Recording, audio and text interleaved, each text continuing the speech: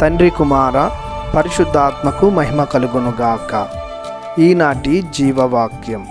ప్రభుని చట్టములో పాటించుట వలన నాకు గొప్ప బహుమతి లభించును. కీర్తన 19 వచనము 11. ప్రియ దేవుని బిడలారా, సహోదరి సహోదరులారా, కీర్తనకారుడు పలుకుతూ ఉన్నాడు, దేవుని చట్టంలో పాటించుట వలన గొప్ప బహుమతి లభించునని. ఈ వచనం ద్వారా మనం 2 విషయాలు ధ్యానించుదాం. మొదటిది, దేవుని చట్టాలు ఏమిటో తెలుసుకుందాం. రెండవది, వాటిని పాటించడం వలన వచ్చు బహుమానం ఏమిటో గుర్తించుదాం. చట్టం అనగా కట్టడి, నియమం, సూత్రం అని అర్థం. ఈ చట్టాలు అనేక రకాలు. మానవుడి భూలోకంలో ఒక పద్ధతి ప్రకారం జీవించాలని కొన్ని చట్టాలను ఏర్పరచుకున్నాడు. అలాగనే ప్రకృతి కూడా ఒక పద్ధతి ప్రకారం నడవాలని ఒక సూత్రాన్ని ప్రకృతిలో దేవుడు ఉంచాడు. ఇంకా మానవుడు దేవుని ఉద్దేశం ప్రకారం జీవించాలని కొన్ని దైవ చట్టాలు ఏర్పరిచాడు.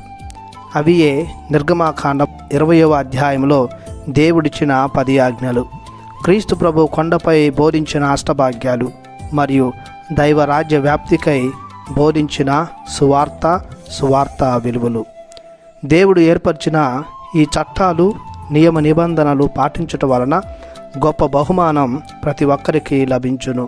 మత్తయి శుభవార్త 19వ అధ్యాయము 16 నుండి 22 వచనాలలో ఒక ధనికుడైన యువకుడు నిత్యజీవం పొందుటకు ఏమి చెయ్యాలి అని క్రీస్తును అడిగినప్పుడు దైవాజ్ఞలు ఆచరించు అని క్రీస్తు పలుకుతూ ఉన్నారు. అనగా దేవుని చట్టాలు పాటించుట వలన నిత్య జీవం ప్రాప్తించును అని అర్థం. కీర్తన 19:7 వచనం ప్రకారం ప్రభువు ధర్మశాస్త్రము ఆత్మకు నూతన జీవమును వసగును మరియు తెలివిలేని వారికి జ్ఞానమును వసగును.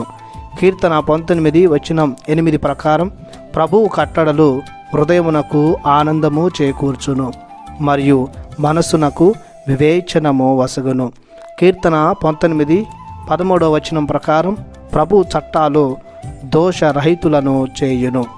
కావున ప్రియ దేవుని బిడ్డలారా, సహోదరి సహోదరులారా, దేవుని చట్టాలు మనలను, మన జీవితాలను, మన కుటుంబాలను, మన సంఘాలను కట్టేవిగా, బలపరిచేవిగా స్వీకరించి వాటిని మన దైనందిన జీవితంలో ఆచరించి దేవుని నుండి అనేక గొప్ప ఆశీర్వాదాలను పొందుకుందాం. ప్రార్థించుదము. కృపతో నిండిన మా ప్రభువా, అస్తావ్యస్తంగా జీవిస్తున్న ఈ మానవాళి అయిన నీ బిడ్డలను క్రమపరచుటకు, తీర్చిదిద్దుటకు, మీ మార్గంలో నడిపించుటకు, మీతో జీవించుటకు కొన్ని ఆజ్ఞలను, చట్టాలను మాకు దయచేసి ఉన్నారు. మీ ఎనలేని ప్రేమకు స్తుతులు, స్తోత్రములు చెల్లిస్తున్నాము.